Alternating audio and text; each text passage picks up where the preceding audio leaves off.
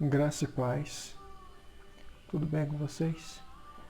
Eu vim mais uma vez fazer uma reflexão embasado lá no livro de Salmos, de número 8, verso de número 4. Eu gostaria de trabalhar uma temática um pouco diferenciada daquilo que você está acostumado a ouvir, embora a frase é bastante clássica. É uma frase que nós ouvimos nossos professores da academia dizer, e com certeza você já ouviu algumas pessoas fazendo essa pergunta para você, especificamente, né? Quem é você? Mas a frase que eu vou embasar essa reflexão é uma frase que foi muito discutida e ainda é entre filósofos, desde os pré-socráticos até os dias de hoje, né? Atravessando ali todo o período pré-socrático, socrático, patrística, escolástica, iluminismo, idade moderna, chegando até a contemporaneidade. E o Salmo de número 8, porque os salmos são divididos em números e não em capítulos, lá no versículo 4 ele vai dizer assim: que é o homem? Apenas a primeira parte do versículo dividido em 4 partes aí. Salmo de número 8, verso 4. Que é o homem? Pois bem, em tempos de pandemia, em tempos de turbulência em diversas áreas, né? Porque nós entendemos que desde ali, um termo muito utilizado por geógrafos, né? Ali ao final da Guerra Fria, nós vamos ter um termo aí muito discutido dentro da academia. Nós temos o tema conhecido como pós-modernidade. Vai dizer que a partir dali houve um quebra de paradigmas e a sociedade nunca mais foi a mesma, devido aí a muitos modelos, a muitos padrões que vinham sendo estabelecidos desde muitos tempos atrás, né, de séculos e até milênios, e a sociedade ocidental ela se viu em meio a uma espécie de quebra de paradigmas desses modelos, desses padrões de família tradicional, da questão de definição de sexo pela própria questão biológica, né? Nós temos aí Sartre, Simone de Beauvoir, Judith Butler discutindo essas questões. Tivemos também os movimentos ali, 1960, 70, na França, na Europa, a contestação de valores válidos, né? Uma sociedade mais patriarcal que passa a ser contestada. E dentro disso nós temos essa questão ainda, o que é o homem? Em meio a pandemias e tantas coisas que acontecem em meio à sociedade, nós temos esta frase simples, mas que de maneira bastante interessante vai nos fazer pensar um pouquinho, de modo que as ciências ainda lutam para tentar responder, mas ainda são insuficientes. Mas fica aqui a pergunta: o que é o homem? Bem, se adentrando já de certa forma nesta reflexão, os Salmos, o livro dos Salmos é um livro que ele é bastante conhecido. Algumas Bíblias, eu estou aqui com uma versão católica e uma outra versão mais comum, né? Esta segunda versão que eu tenho aqui é uma Bíblia Vida, Almeida, revista atualizada. Elas vão também, de certa forma, nos ajudar a compreender um pouquinho, desde da época antiga, ali antes mesmo da lei, até os dias ali de Jesus um pouquinho. Como que os judeus, primeiramente os hebreus, depois os israelitas e posteriormente chamados de judeus, vão aí conceber, né, dentro de uma linha teológica, o que é o homem. O livro de Salmos é um livro, algumas Bíblias vão dizer, vão chegar a dizer que é o coração aí do Antigo Testamento. Alguns vão dizer que é o livro de Salmos, que seria, quem sabe, o coração aí veterotestamentário. Os Salmos eles vão ser escritos aí em forma de poemas, eram orações cantadas. O livro de Salmos também, eles trazem diversos autores, não apenas Davi, mas Salomão, temos Moisés, temos os filhos de Corá, temos os filhos de Emã, Etã, e cada um propondo, de certa forma, ação de graças a Deus, né, contando partes da história do povo de Israel, a deportação, né, para o cativeiro, as grandes vitórias, agradecendo a Deus em forma de louvores. Então você tem aí cânticos, né, religiosos, experiências com Deus. E é interessante quando nós falamos nisso, porque o livro dos Salmos foi primeiro composto e depois foi burilado, foi copiado para ser repetido pelo povo de Israel. Então, dependendo da situação, da festa, da festividade, eles iam a Jerusalém recitando os salmos. E a tribo tão conhecida que é a tribo de Levi, porque a tribo de Levi não era apenas formada de sacerdotes, mas está lá no Êxodo, no Levítico, e também em Deuteronômio, que a tribo de Levi era dividida em cantores, sacerdotes e também aqueles que carregavam o tabernáculo, porque o tabernáculo, primeiramente, ele era removível, até que mais tarde, na era de Salomão, que eles vão então ali construir o templo. Então você tem a tribo de Levi aí mais ou menos 3 classes, né? Sendo que entre sacerdotes e sacerdotes também havia divisões, porque o sumo sacerdote era diferenciado do sacerdote comum. O sumo sacerdote entrava uma vez no ano, né? Apenas um dia, no Yom Kippur, o dia do perdão, no Santo dos Santos, fazia aquele sacrifício como todos já conhecem de cor. Mas o livro de Salmos, ele nos traz alguns pensamentos, algumas reflexões para nós pensarmos também, de certa forma, a vida, mas entender que por trás de tudo existe uma divindade, o Deus de Israel tão famoso. Então, que é o homem? Salmo 8,4. Que é o homem? Bem, eu te pergunto, o que é o ser humano? Dentro de uma colocação um pouco mais ampla. O que é o ser humano? Vamos lá então. Quem somos nós? Você nunca ouviu alguém te perguntar quem é você? Quem eu sou? O que é o ser humano? Bem, existem muitas e muitas questões e muitos questionamentos que vão tentar ser respondidos de diversas maneiras. Então, antes de tentar entender um pouquinho, nós temos aqui uma questão que eu gostaria de colocar, que quem sabe que você está me assistindo agora, você vai pensar cheio de preconceito, né? Quem sabe, e de preconceitos e prejuízos. Se você é um cristão, com certeza você vai falar assim, poxa, vai já começar a falar do Antigo Testamento, não vai nem falar de Jesus. Então, antes de nós queremos criticar, nós precisamos, antes de tudo, ouvir as pessoas. Porque sabe que uma das coisas que mais impede o ser humano de crescer e de desenvolver um conhecimento ou então se aperfeiçoar em uma outra área é exatamente o preconceito e o prejuízo. Dentro da filosofia nós entendemos que em diversos livros eles vão trabalhar, os autores vão trabalhar que um dos empecilhos do ser humano de avançar, de progredir, né, de melhorar, de saber conviver, é exatamente respeitar a opinião do outro. Nós precisamos, primeiramente, opinião e também o pensamento. Nós precisamos entender que é necessário nós passarmos pelo processo de saber ouvir. A Bíblia vai trazer nas páginas do Novo Testamento que seja tardio para falar e pronto para ouvir. Não é verdade?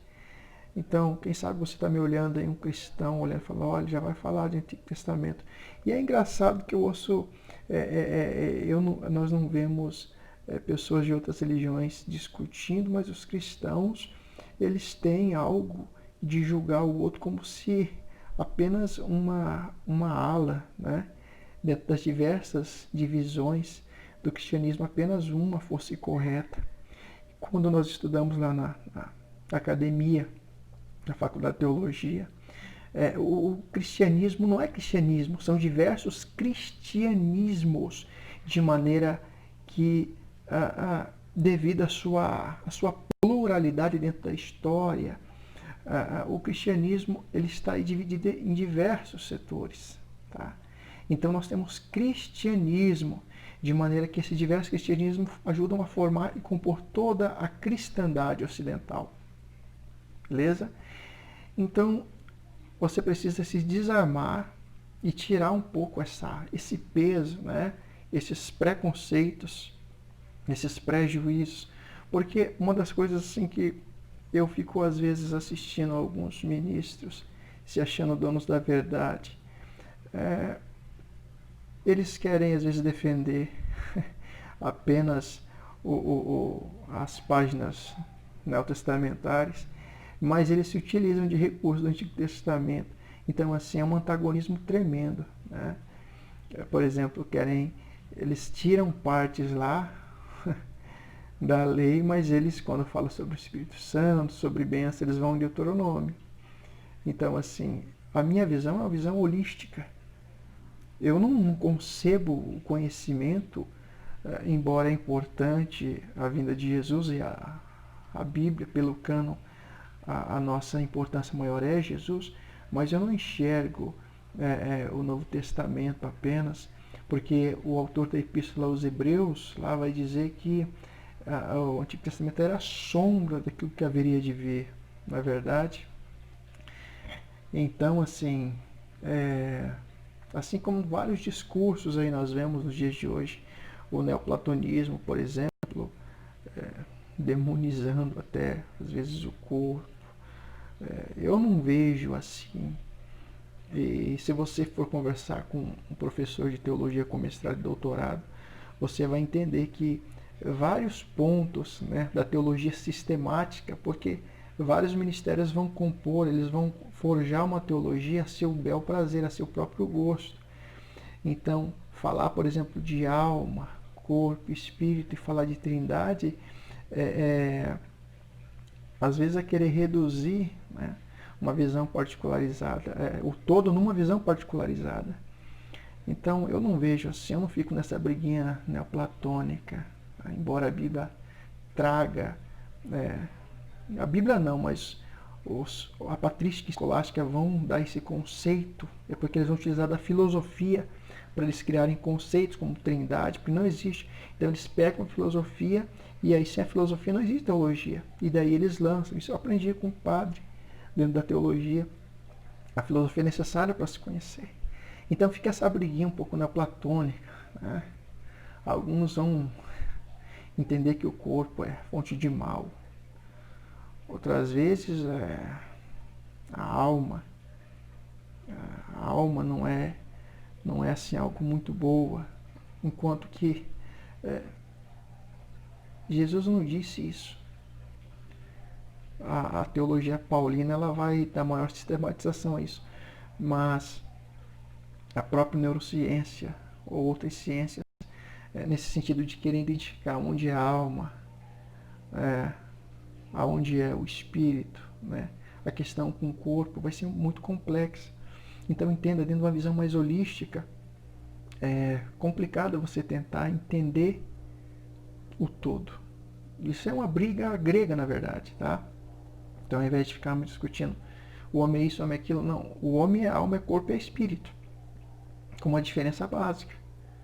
O Espírito Santo vem para habitar no espírito do homem, e o espírito do homem deve ser aquele que guia, que redireciona a alma e o corpo. Na verdade, a Bíblia, ela fica essa dicotomia, o homem é tricotômico, é dicotômico, uma teologia sistemática. O homem é alma, é corpo e é espírito, com a diferença de que quem tem que reger o homem é o espírito que nele habita, direcionado pelo Espírito Santo. Nós somos uma alma, somos um corpo e também nós somos um espírito.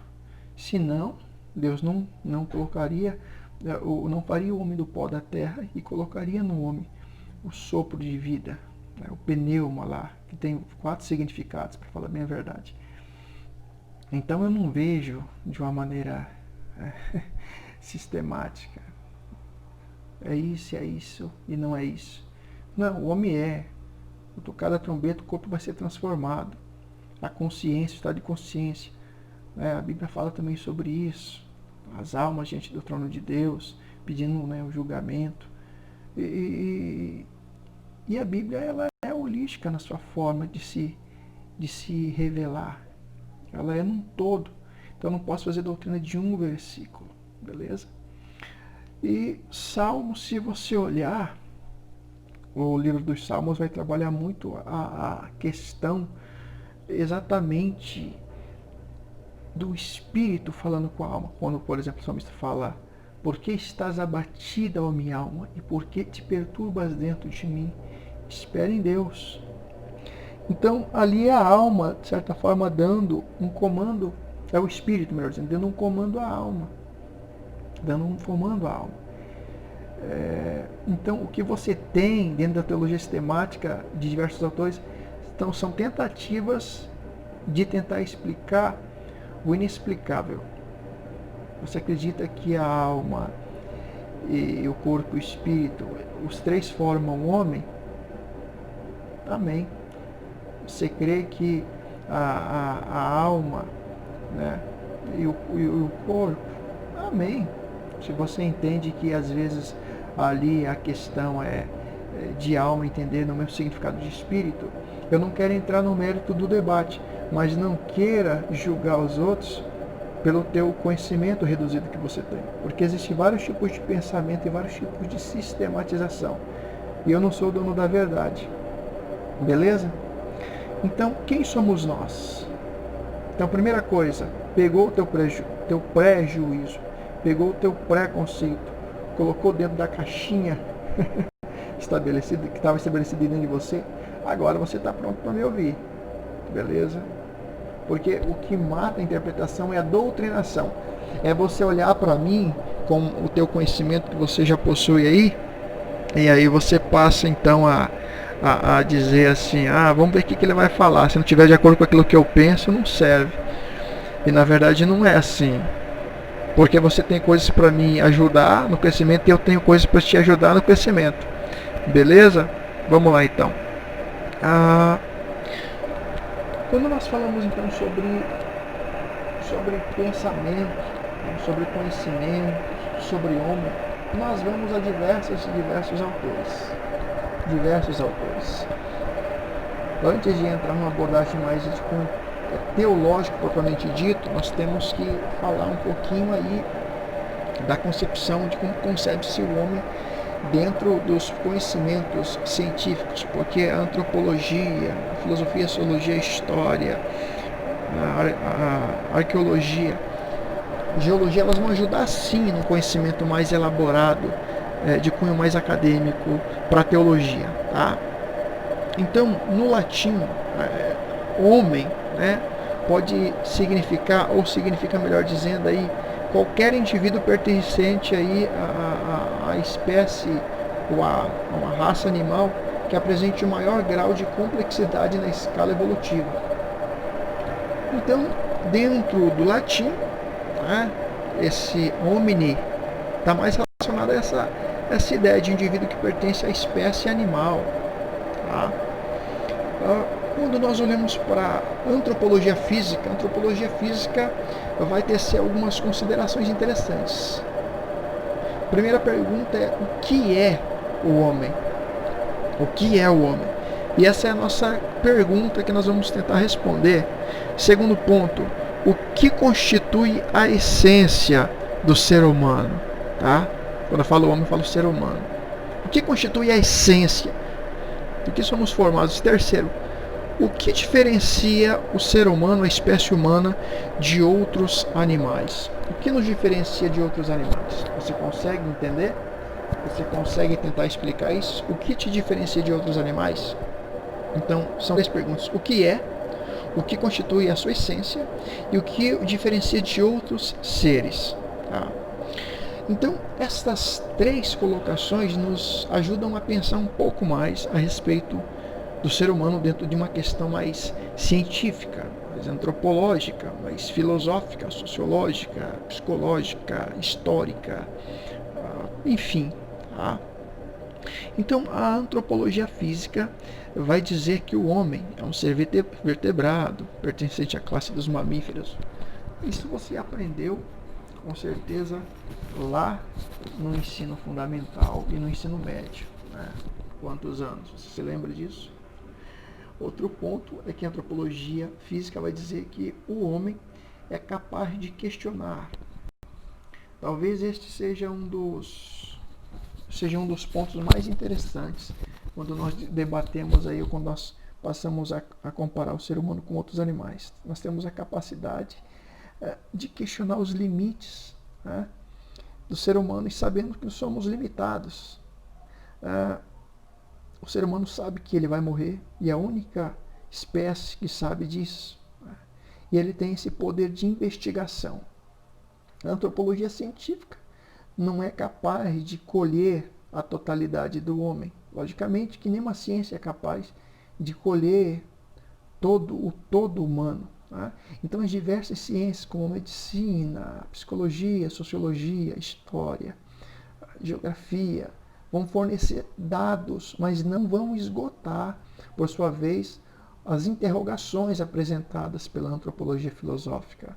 Elas vão nos ajudar com cifras, com dados, com informações, mas ainda assim elas não são imprecisas quanto a dar uma definição o que é homem. Interessante que os filósofos socráticos, a iniciar mesmo por Sócrates, né, filósofo expoente máximo da filosofia ocidental, vai também trabalhar dentro lá da maiêutica exatamente essa questão, esse par das ideias, a partir de uma lógica de tentar fazer com que os seus interlocutores viessem conceber, definir as coisas. E o que é o ser humano é algo muito amplo. Tá? Então, no século passado, nós tínhamos aí uma linha de pensamento conhecida dentro da filosofia como existencialismo. Né? Kierkegaard, nós tivemos ali um pouquinho, tivemos Sartre, né? Tivemos vários pensadores ali, que vai dizer dentro desse existencialismo, lembrando que nós tivemos duas guerras mundiais, a primeira e a segunda, e tivemos ainda a Guerra Fria. Então foi nesse contexto aí que o existencialismo vai dizer que o homem é o único ser que realmente existe. O ser humano, o existencialismo vai dizer, é o único ser que realmente existe, porque é o único que tem consciência de seu ser. O ser humano é o único que tem a consciência dele mesmo. Tá? Então o existencialismo vai trazer essa concepção. Mas quando nós passamos a entender um pouquinho mais e nós vamos descendo cada vez mais, nós vamos ter vários pensadores, Schopenhauer, por exemplo, do século XIX aí também, que vai trabalhar essa questão do ser humano. Ele vai colocar que, assim como Kant, né, na verdade Kant vai ser um pouco mais, digamos assim, um pouco mais, porque Schopenhauer trabalha em outro sentido, mas Kant trabalha mais essa questão de que nós podemos captar a partir dos nossos sentidos. Então, o que existe é uma interpretação limitada, né, do ser humano em relação a esse todo. Os pré-socráticos, lá no início, séculos 7, 6 ali antes de Cristo, na Grécia Antiga, os filósofos da Físis, né, procuravam saber qual que é a origem de todas as coisas. O mundo foi originado a partir do quê? Os chamados filósofos da natureza. Né? Eles procuravam saber do que todas as coisas se originaram. Então, já se buscava ali o que é o homem. Os sofistas, mais tarde, né, com ceticismo, relativistas em relação à verdade absoluta, para eles não existia a verdade absoluta. Então, através desse certo relativismo, eles vão procurar aí uma relação, né, de que o homem é a medida de todas as coisas. Interessante que os socráticos, depois com Sócrates, Platão e Aristóteles, também vão se debruçar sobre diversas questões, e entre elas exatamente essa questão do homem. Nós vamos entender que eles vão procurar desenvolver o problema da origem da constituição do ser humano. O que é o ser humano? Platão, por exemplo, vai colocar o dualismo da alma e do corpo, que Santo Agostinho, lá na Patrística, os primeiros filósofos cristãos, vão começar a debater isso. Então ele coloca a questão alma e a questão corpo, sendo que existe um discurso bem interessante aí, a divisão, né, do mundo sensível e o mundo inteligível. O mundo pode ser captado pelos 5 sentidos, tato, olfato, audição e visão, e um mundo verdadeiro, sendo que esse mundo seria a cópia de um mundo perfeito. Então vai existir, de certa maneira, aí uma condenação, uma negação desse mundo, como consequentemente também das coisas que se veem do próprio corpo. Tá? É um ponto interessante. Aristóteles vai divergir de seu mestre, Platão. Tá? Segundo Aristóteles, há uma unidade entre a alma e o corpo. Não há uma separação. Ele vai falar que corpo e alma estão unidos, já explicando a questão do ser humano, homem. Tá? E Aristóteles vai dizer também que o ser humano não é um animal político. Por quê? Porque ele está olhando para o seu tempo, para as cidades-estado gregas. E Aristóteles vai dizer que o ser humano, ele nasce e ele está pegado à comunidade. O ser humano, ele é essencialmente político, porque ele se concebe enquanto ser humano apenas dentro da cidade-estado, dentro da polis. Se fosse hoje dentro da cidade, das questões políticas. Tá? Então o ser humano, ele é um ser essencialmente político. É alguém que participa das relações sociais. Esse é outro ponto interessante também que nós temos que destacar. Embora mais tarde lá, Hobbes, Locke e Rousseau vão colocar que não é bem assim as questões, né? Que o homem vive em um estado de natureza e cada um deles vão ter uma interpretação diferenciada em relação a isso, mas que a questão da sociedade vem posterior. Né? Então o ser humano, ele vivia primeiramente como um ser nômade, para só mais tarde vir a se socializar. Tá? Descartes vai dizer que o homem é um ser pensante, né, dentro de um certo reducionismo filosófico. A ideia do penso logo existo, de que a ideia da existência só pode ser concebida a partir do pensamento. Então a verdade está na minha capacidade, dentro de um método, né, um conhecimento metódico abstrato. Ele foi muito criticado por isso. E ainda Descartes vai romper com a Idade Média, né, num pensamento espiritual idealista. John Locke e David Hume vão dizer que o homem é matéria. Eles vão entrar mais numa dimensão materialista, material, tá, da experiência. Então, eles vão reduzir também o ser humano mais às questões de cunho material, materialista, da experiência. Kant vai trabalhar dentro dessa ideia de que é o ser homem, o que é o homem, traz uma concepção nova. Né? Kant vai trabalhar a ideia da transcendência, a razão pura. A partir então da experiência prática eu posso entender.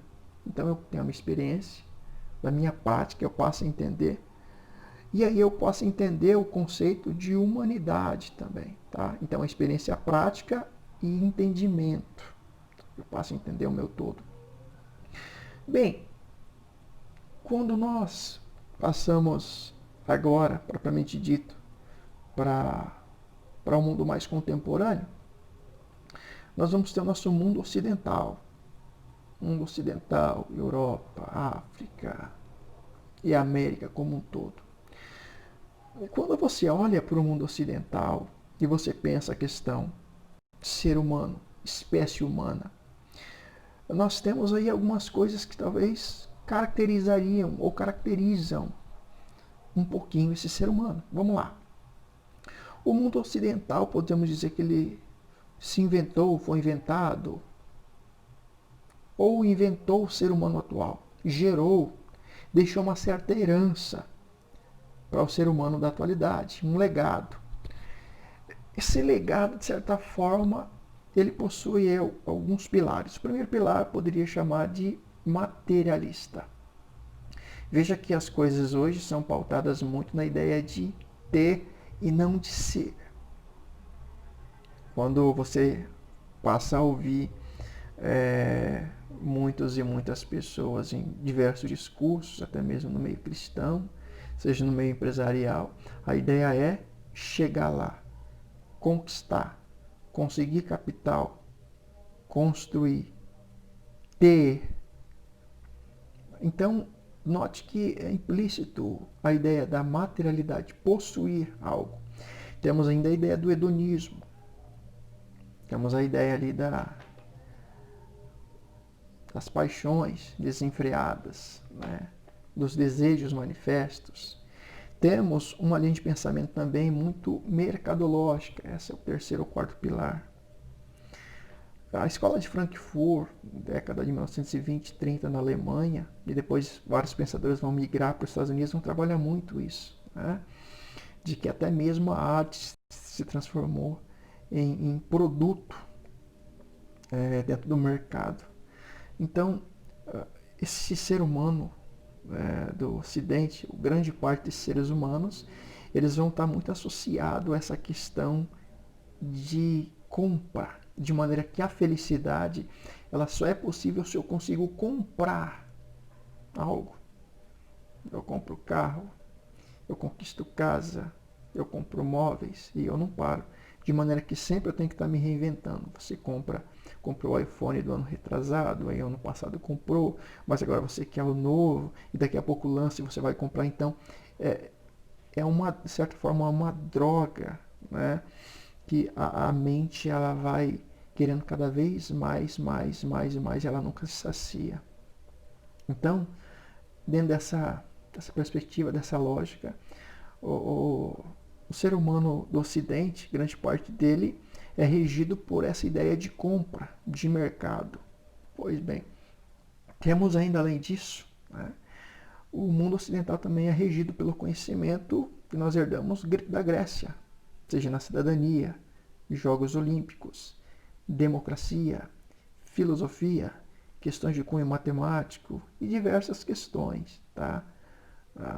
Teológicas, entre outras aí. Herdamos também uma tônica no mundo ocidental, são as leis romanas. Se você não sabe, quem estuda direito tem que estudar as leis romanas. O mundo ocidental herdou isso, de certa forma. Então, esse ser humano, note, ele possui dentro dele diversas características herdadas desde a antiguidade, passando pelo mundo feudal, chegando à modernidade até a contemporaneidade com essas características.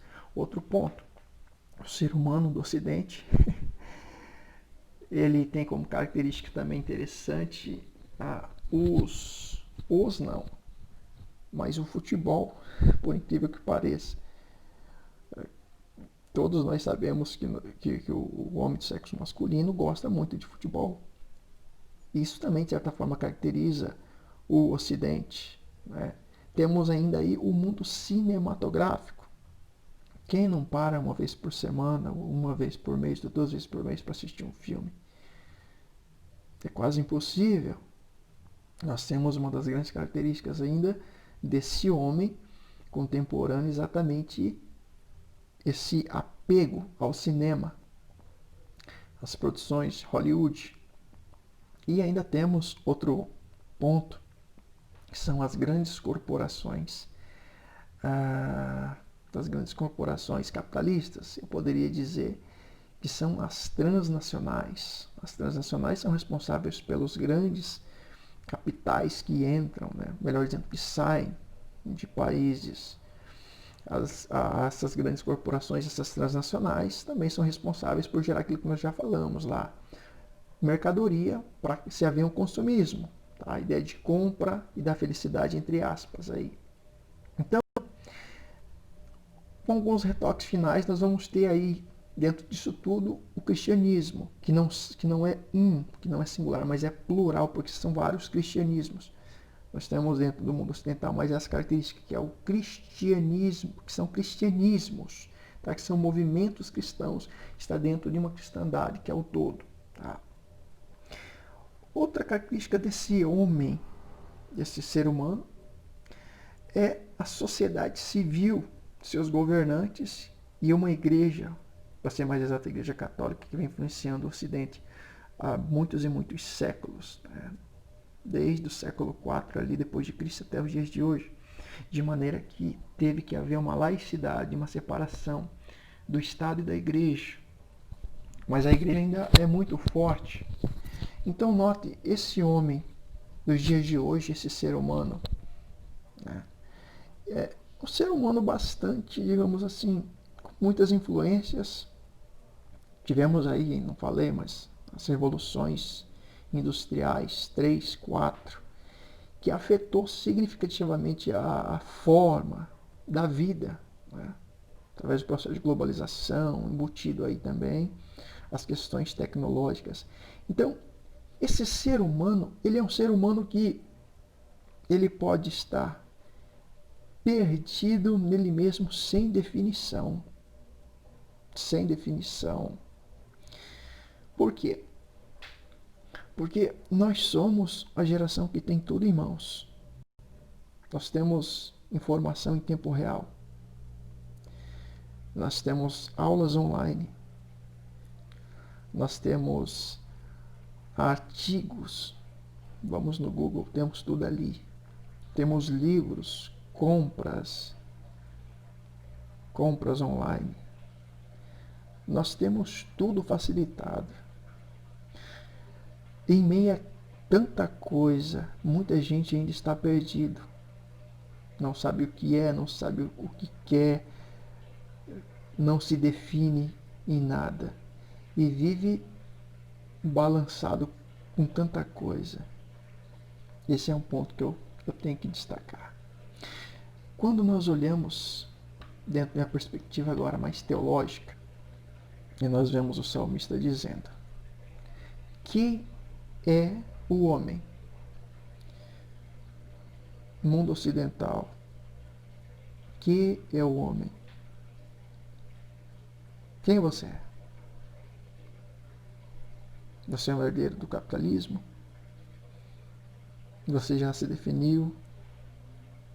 Certamente que alguns vão dizer: eu sou homem, sei lá, ou eu sou mulher, dependendo da pessoa que estiver me ouvindo. Eu tenho tantos anos, eu me chamo isso, eu tenho isso, eu tenho isso. Mas você não respondeu a pergunta. Quem é o homem? Bom, essa pergunta também foi estabelecida por Jó. Lá no capítulo 7, verso de número 17 e verso 18.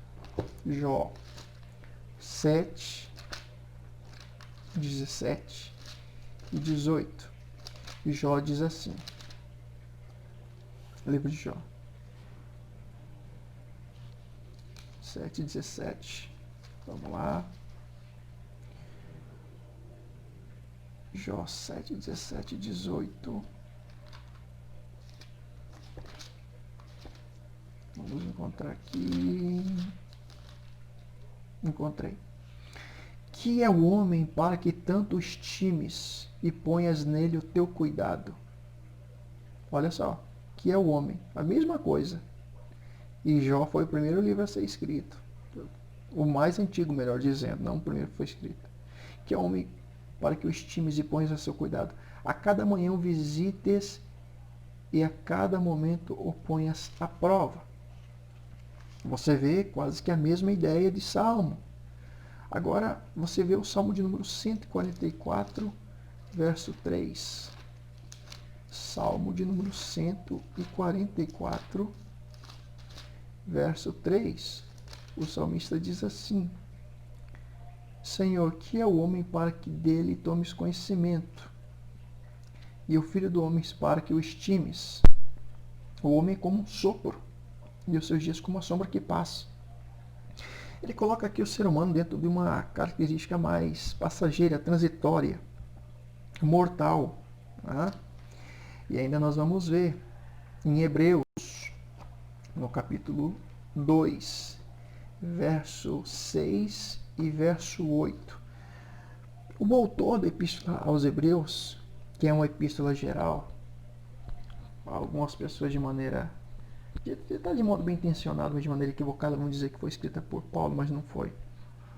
Eu vejo muita gente falando isso e não é de hoje, há muitos anos. Eu também pensava assim. Mas o autor da Epístola aos Hebreus, ele tem um estilo rabínico totalmente diferente da ideia de Paulo. Tá? Então, não foi Paulo que escreveu Hebreus. Isso aí está mais que comprovado dentro da academia, todo mundo sabe. O estilo literário da Epístola aos Hebreus não é do estilo paulino. Por isso que alguns vão dizer que pode ter sido Apolo, pode ter sido um dos companheiros de Paulo, algum daqueles que ajudaram Paulo, que está lá em Atos, vários deles, mas com certeza não foi Paulo que escreveu. Mas precisamos entender o seguinte: a inspiração foi inspirada por Deus. Então, vamos tentar entender uma coisa aqui, bem simples. Existem algumas colocações em alguns eruditos que eles vão dizer que assim, porque o livro vai falar sobre Melquisedeque, lá adiante. Assim como foi e é um mistério falar sobre Melquisedeque, talvez seja assim também a ideia do livro aos Hebreus. Sem pai, sem mãe, sem início, sem fim de dias, assim também seja, quem sabe, o autor, tá? É um mistério, mas há uma inspiração divina aqui. Então nós vamos entender em Hebreus, lá no capítulo 2, ele vai dizer assim, versos 6 até o 7. Antes, alguém em certo lugar deu pleno testemunho dizendo, ele está citando o Salmo lá que nós acabamos de ler. O que é o homem que dele te lembres, ou o filho do homem que o visites? Fizeste-o por um pouco menor que os anjos, e de glória e de honra o coroaste, e o constituíste sobre as obras de suas mãos.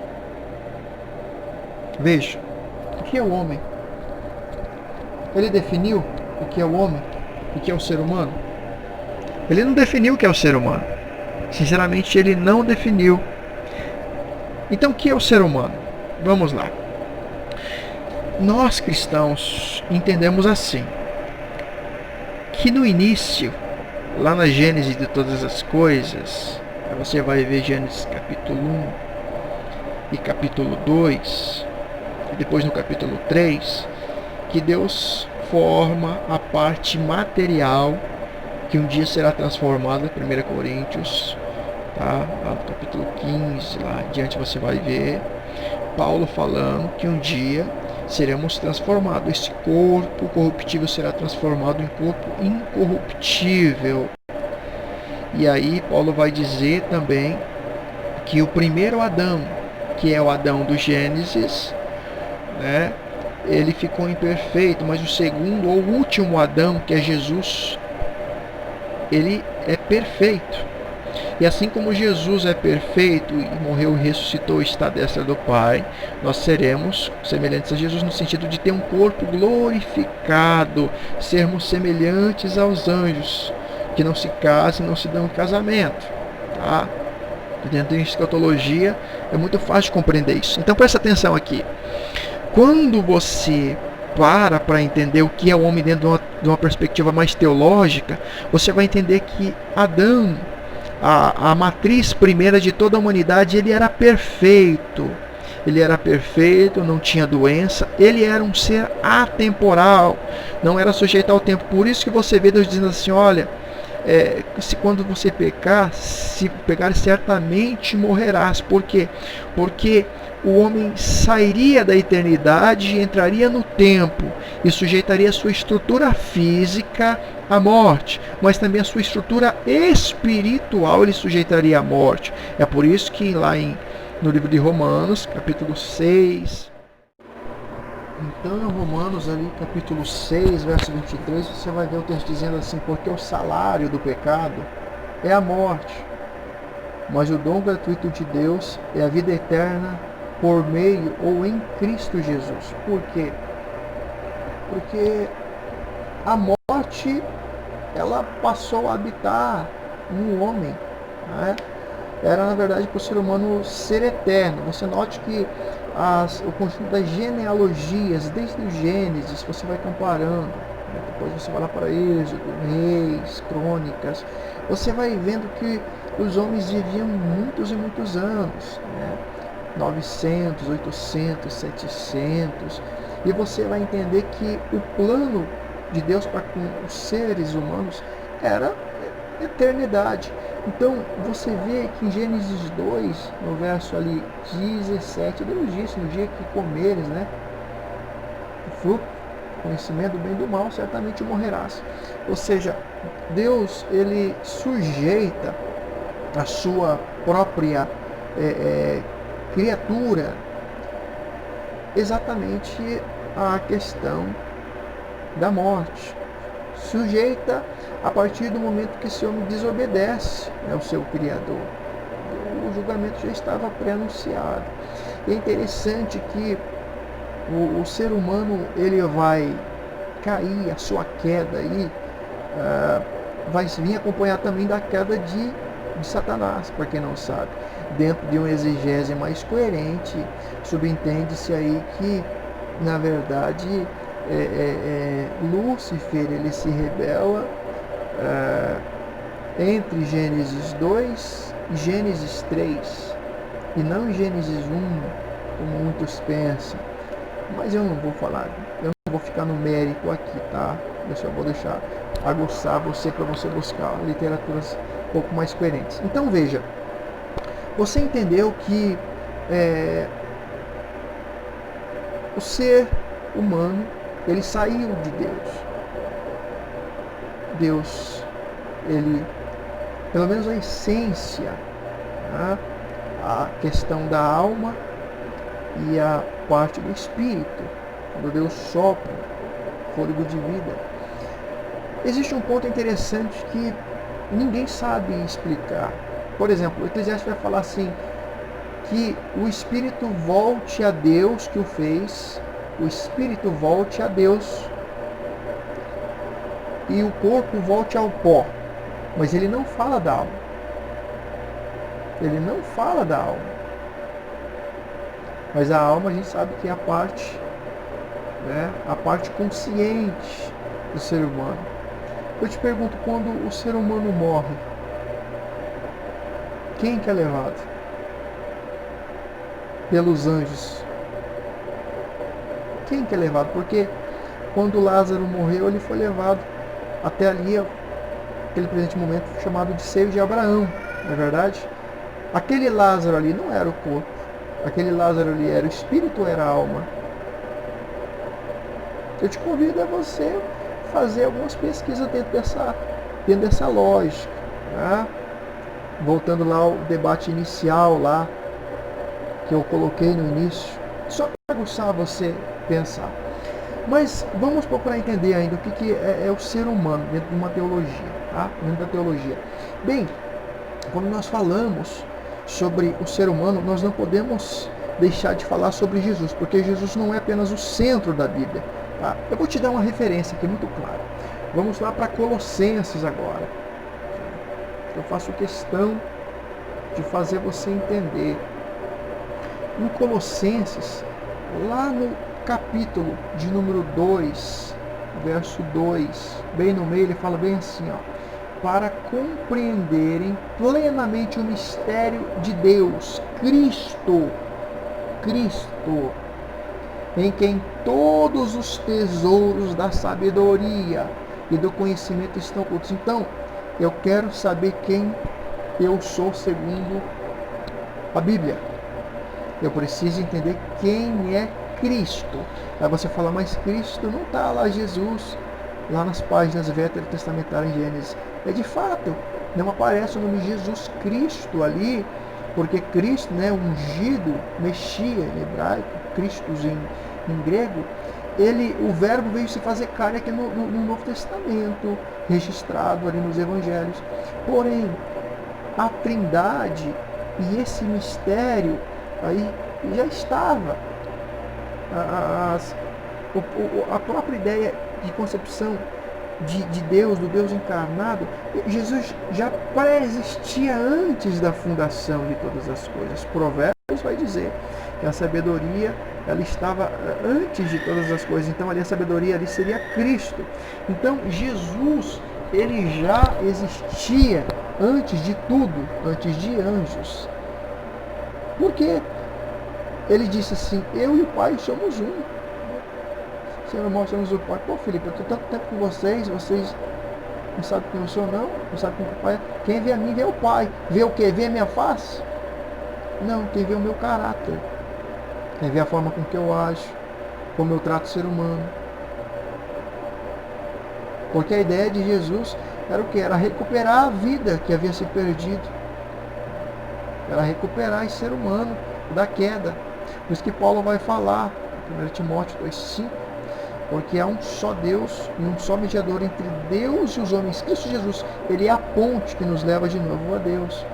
Então, quando eu falo quem eu sou, ou quem nós somos, dentro de uma concepção mais teológica, nós somos aquela criação que no primeiro momento nós estávamos fora de Deus, ficamos, o principal diz que o salário do pecado é a morte, nós estávamos à mercê, estávamos às portas da morte e fomos recuperados e comprados por meio do sangue de Cristo.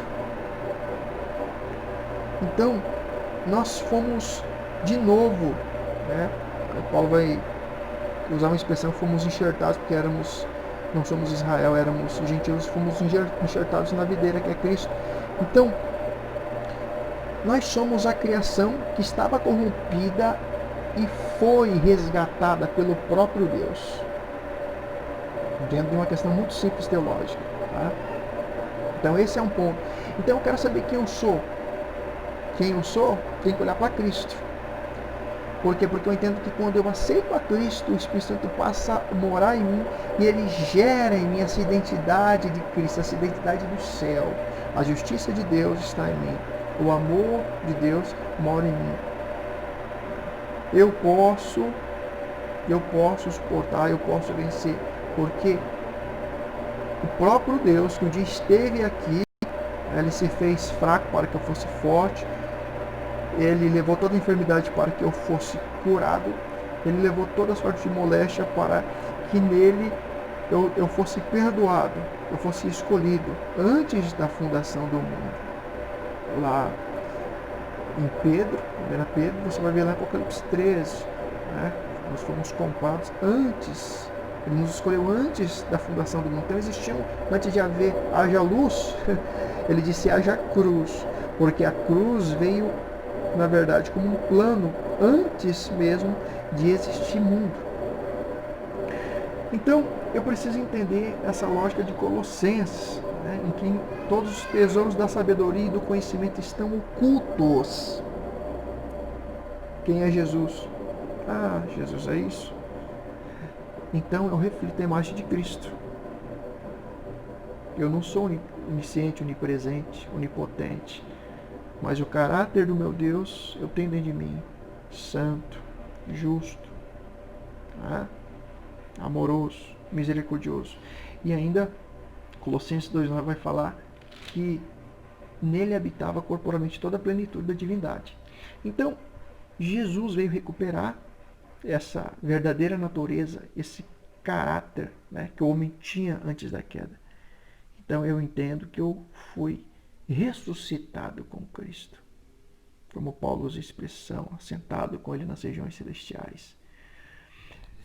E ainda lá em Filipenses 2, 5-9, nós vamos ter ainda o apóstolo falando assim, para termos em nós o mesmo sentimento que houve em Cristo Jesus, porque ele, sendo subsistindo em forma de Deus, não julgou com usurpação ser igual a Deus, mas antes a si mesmo se esvaziou, assumindo a forma de servo, tornando-se semelhante ao homem reconhecido em figura humana, se humilhou sendo obediente até a morte, morte de cruz. E no final ele vai dizer assim, pelo que também Deus o exaltou, ele deu o nome que está acima de todo nome, para que o nome de Jesus se dobre todo o joelho, né, nos céus, na terra, debaixo da terra, e toda a língua confesse que Jesus Cristo é o Senhor, para a glória de Deus Pai.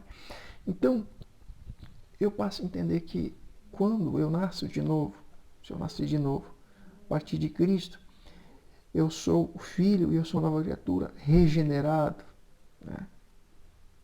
Eu herdo essa natureza de alguém obediente, de alguém humilde, de alguém que se compadece, de alguém que se doa. João 1, nós vamos ver ainda o apóstolo, lá no verso de número 10, 11, vai dizer que ele veio para os seus, mas os seus não receberam. Ele diz assim: mas a todos quantos o receberam, deu-lhes o poder de serem feitos filho de Deus, a saber, aqueles que creem em seu nome. Então, olha, quem eu sou? Filho de Deus. Que é o ser humano? Aqueles que recebem a Jesus, que o têm como seu Senhor e Salvador, que aceitam aquilo que está aqui, na palavra de Deus. É filho de Deus. Mas por que são tão diferentes? Por que uma pessoa de uma igreja é assim, de outra é assim? Por que existe tanta diferença? Por quê? Porque alguma coisa está errada aí. Então, como que deveria ser um filho de Deus? Quando você olha para Jesus, você vê racismo? Você vê ele se julgando melhor, sendo Deus? Ele se julgou sendo igual a Deus? Ele se encheu ou ele se esvaziou? Ele assumiu a forma de servo ou ele quis mandar em todo mundo?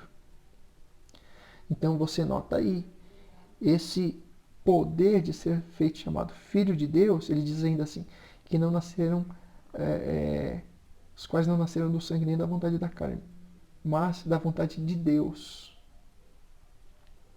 Então você não nasceu da vontade do homem, mas da vontade de Deus. Então eu entendo que o ser humano, quando ele tem a sua mente aberta pelo Espírito Santo, esse ser humano ele só se define quando ele só é definido quando ele entende o plano da redenção. Crê com o coração, confessa com os lábios. Está lá em Atos. Crê e confessa e passa a viver um novo estilo de vida. E é um filho de Deus. Então eu entendo que nós temos então aí definições. Quando nascemos, porque Davi fala assim, em pecado me concebeu minha mãe. De fato, fruto, todos como vemos da linhagem de Adão, nós entendemos que nós herdamos em nosso pecado. Fomos pecadores um dia. Agora me arrependi, passa a ter uma vida diferenciada. Eu não sou pecador. Eu sou feito justiça de Deus. Então é um ponto fundamental para você entender a definição segundo a teologia que é o homem. Bem, dentro do hebraico nós temos aí 4 definições do que é o homem. Tá? Gênesis 1:26 vai chamar aí a expressão ali é Adam com M, né? Homem, espécie humana, né? Adão, primeiro homem, a humanidade em geral, substantivo próprio.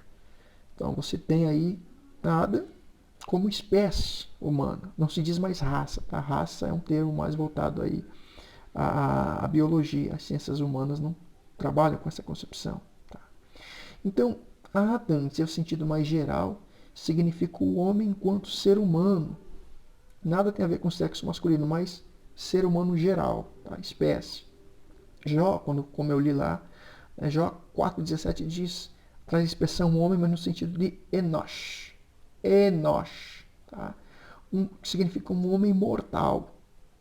Um homem na sua fragilidade, na sua limitação, um homem na sua imperfeição, na sua fraqueza. Então esse é o segundo conceito para homem. O terceiro conceito para homem, segundo o hebraico, é Ish.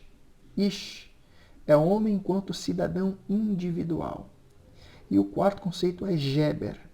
Geber é homem na posse de seu poder humano. Então note, nós lemos ali em Hebreus, recitando Salmos, que nós lemos no início, né? Salmo ali de número 8. E Hebreus vai trabalhar exatamente com essa concepção aqui. Essa concepção de homem mortal, fragilidade. Ele diz assim, que é o homem, Enosh. Enosh, lembra do Enosh? Um homem mortal. O que é esse ser mortal, ele está dizendo? O que é esse ser temporário, imperfeito, fraco, para o Senhor se lembrar dele? Então, primeiramente, ali o Salmo não está falando de Cristo, está falando da humanidade no sentido geral. Então, o que é o homem? Então, a definição teológica propriamente dita, ele está falando assim, somente inspirado pelo Espírito Santo. Davi vai dizer assim, o que, Senhor, é esse ser fraco, mortal, passageiro, limitado, frágil, fraco, enquanto um ser que nasce como fruto lá do resultado do pecado. Agora, olha só que interessante isso aqui. Tá? Então, o autor da carta aos Hebreus é movido pelo Espírito Santo? Sim, é movido pelo Espírito Santo. Tá? As palavras aqui, primeiramente, são dirigidas a Jesus? Não, à humanidade. Segundo ponto, então ele vai aplicar Jesus mais tarde, tá? Porque em Jesus se cumpriu. Né? Nós tivemos então o seu alcance, o cumprimento final.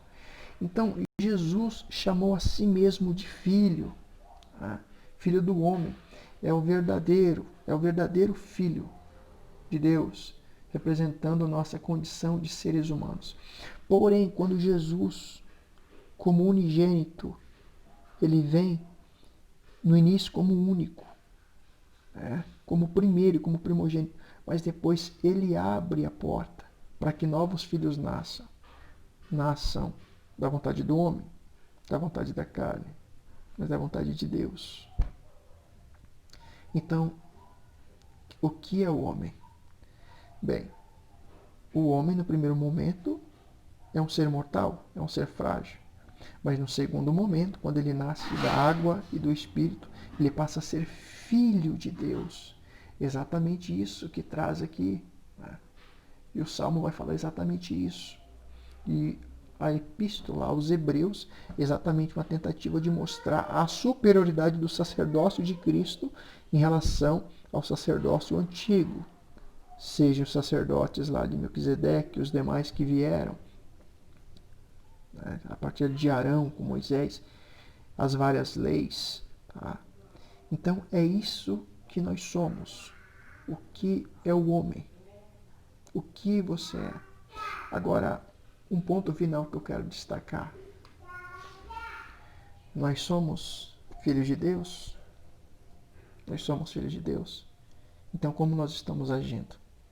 Como filhos de Deus? Estamos estendendo a mão ao nosso próximo?